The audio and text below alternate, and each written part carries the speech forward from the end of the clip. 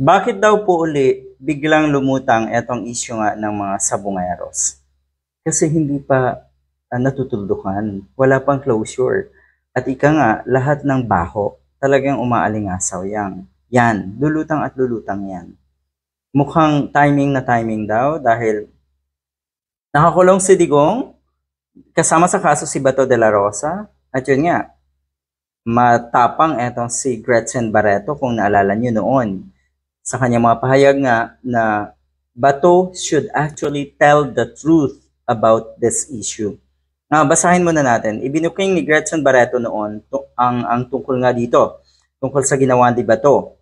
Narinig ko na ang issue na ito noon but no closure. Yan yung totoo. Walang closure, hindi natapos, hindi na-resolve ang issue na ito dahil may malaking tao sa likod ng mga pangyayaring ito na karumal-dumal na pagpatay sa mga sabongeros.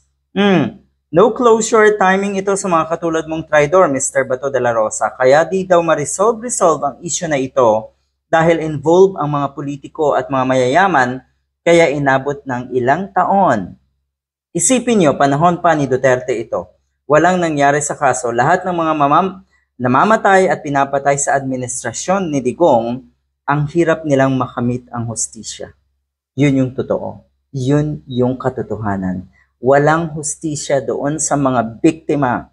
Kaya biktima yan ng war on drug, biktima ng kung sinong politiko na dikit sa mga Duterte, at yun nga, biktima nga kuno ng mga katulad ni Bato. Kaya daw pala napakahirap resolbahin ang issue na ito. At kung maalala nyo, matindi ang banat ni Gretchen Barreto. So ngayon ba ay magsasalita uli itong si Gretchen Barreto? Siya ba ay may kinalaman? Bakit mukhang binabanatan niya si Bato noon pa? Si Bato ba ang may kinalaman? Si Bato ba ang nag-utos? Meron pa bang mas malaking tao sa likod nito? Yun yung mga katanungan.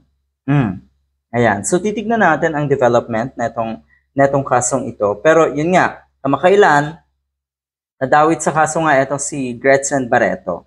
At ayon sa ulat, kumakalat kasi ngayon na yung spekulasyon sa social media na si Gretchen nga daw yung babaeng celebrity na tinutukoy ni alias Totoy na kabilang sa Alpha members na pangunahing grupo umano na sangkot sa pagkawala ng mga sabongero.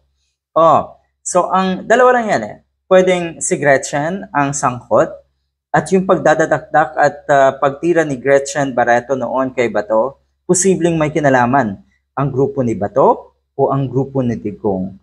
Aantabayanan sigurado ng mga kababayan natin itong issue na ito. Pero wag natin kalimutan na merong mas malalang issue na dapat tutukan ng taong bayan at yan po ay ang impeachment ni Sara Duterte.